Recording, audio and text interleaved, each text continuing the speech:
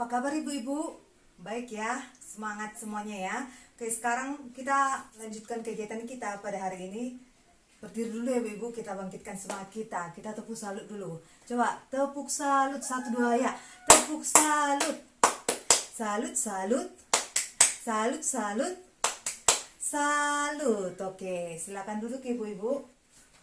Sekarang kita belajar tentang pengertian penelantaran anak. Coba sama-sama dibaca ibu. 1, 2 ya. Pengertian penelantaran anak. Sekarang saya mau bertanya ibu-ibu, apakah ibu-ibu mengetahui tentang penelantaran terhadap anak? Ya, Ibu Delisma pernah mendengar? Ya, contohnya bagaimana ibu? Ya, bagus. Ada lagi? Ya, ibu tidak memberikan kasih sayang. Oke, bagus. Yang lain? Oke, terima kasih ya ibu-ibu buat jawabannya. Sekarang kita membuka latihan dulu ya bu, buku pintar halaman 33. Sudah dibuka ibu buku pintarnya? Apakah semua membawa buku pintarnya? Ya, semua membawa ya. Sekarang saya bacakan ya ibu-ibu, semua menyimak cerita berikut ya.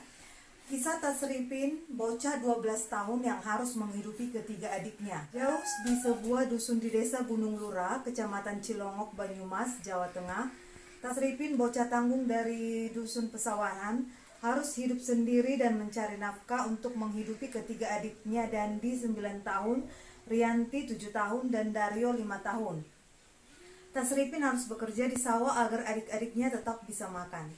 Di rumah bilik kayu dengan luas 5 x 7 meter persegi dengan satu ruang kamar, luas 3 x 3 meter persegi, dan sebuah dapur dengan tungku kayu bakar, serta isi perabotan yang sangat sederhana, dan hanya terdapat 2 buah kursi panjang dan 1 meja, beralaskan lantai semen yang sudah pecah, hidup 4 bocah sebatang kara.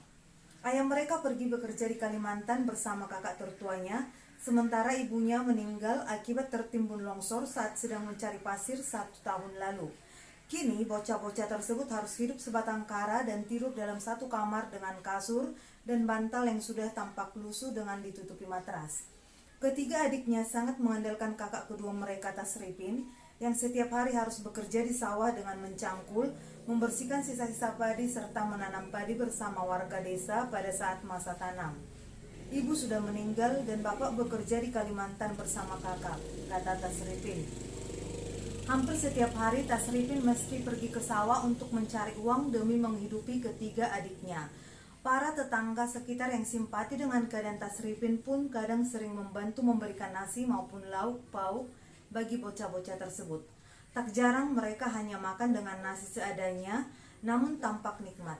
Kalau berangkat ke sawah jam 7 pagi dan pulang jam 12 siang, jam 12 siang. Kadang sehari dapat 30 sampai 40 ribu sehari. Itu beli beras dan sayur.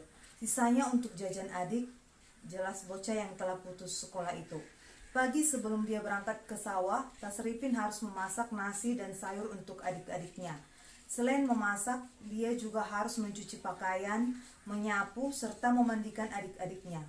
Tapi bukan hanya sekedar memandikan dan memberikan makan untuk adik-adiknya, dia pun bertanggung jawab terhadap akhlak adik-adiknya dengan mengajak adik-adiknya sholat dan mengaji di musola depan rumahnya. Oke ibu-ibu, kita sudah mendengarkan ya cerita tentang Tasripin. Usianya berapa ibu-ibu? Iya, dia masih berusia 12 tahun. Kemudian sekarang kita langsung ke kertas plano berikut ya ibu-ibu. Sekarang kita membacakan soal berikut. Apa saja pekerjaan dan tanggung jawab yang dilakukan oleh Tasripin? Apa aja ibu-ibu dari cerita Tasripin yang sudah kita baca, pekerjaan yang dilakukan oleh Tasripin? Ya Ibu Delisma? Iya, bagus ibu.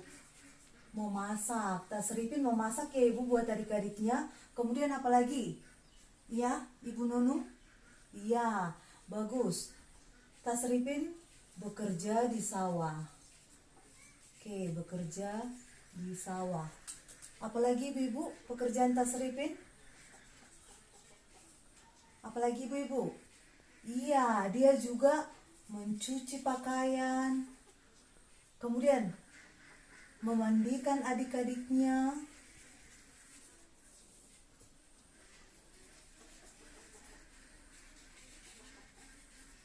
mendidikan adik-adiknya. Apalagi ibu-ibu yang dikerjakan tasripin, selain memasak, bekerja di sawah, mencuci, memandikan adik-adiknya, apalagi iya, selain mengerjakan ini, tasripin juga bertanggung jawab terhadap apa ibu-ibu?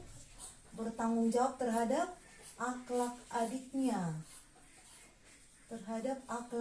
Dengan bagaimana ibu dia bertanggung jawab terhadap akhlak adik-adiknya? Iya, dengan membawa adik-adiknya sholat, kemudian pergi ke masjid ya ibu-ibu, mengaji. Oke, sekarang yang kedua, apakah yang dilakukan tersebut layak dilakukan oleh anak seusia tasripin? Apakah pekerjaan yang dikerjakan tasripin layak ibu-ibu? Iya, tidak ya ibu-ibu. Seharusnya tasripin di mana ibu-ibu? Iya, seharusnya di sekolah ya ibu-ibu. Dia tidak layak ya mengerjakan pekerjaan yang di atas. Kemudian pertanyaan yang ketiga, apa yang seharusnya dilakukan oleh ayah tasripin terhadap adik-adiknya? Iya, bagus ibu-ibu. Ayahnya seharusnya memberi nafkah terhadap anak-anaknya, memberi nafkah terhadap adik dan tasripin. Kemudian apalagi ibu? Iya, bagus, menyekolahkan. Tidak seharusnya bekerja di sawah ya ibu, menyekolahkan. Apalagi ibu? Ya, Ibu Delisma, ada lagi? Selain memberi nafkah, menyekolahkan, apalagi? Iya, memberi kasih sayang. Ada lagi ibu? Ibu Bambang? Iya, tidak menelantarkan anaknya. Tidak ditelantarkan ya ibu anaknya. Oke, sekarang dari jawaban yang pertama, kedua, dan ketiga, kita baca flipchart berikut ya ibu-ibu. Pengertian penelantaran anak. Kita sama membacanya.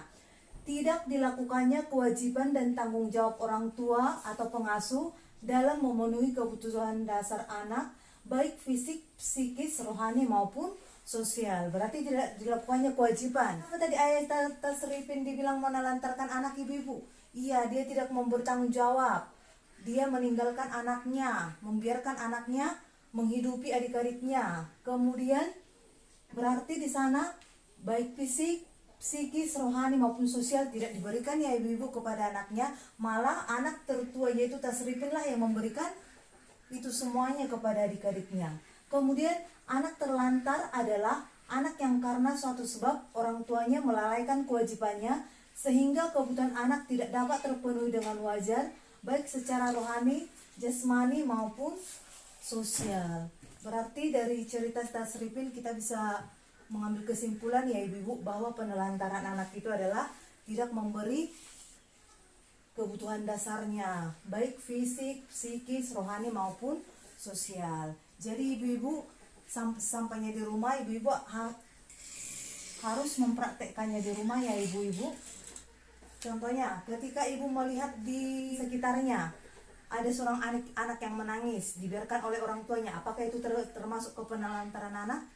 Iya, termasuk ya ibu-ibu. Jadi sekarang ibu-ibu punya tugas memberikan pelajaran kita hari ini, berbagi terhadap ibu-ibu yang lainnya supaya mereka tahu bahwa anak itu adalah titipan Tuhan dan harus diberi kasih sayang, diberikan kebutuhan dasarnya, baik fisik, psikis, rohani maupun sosial. Oke, sekian dulu untuk pertemuan kita hari ini.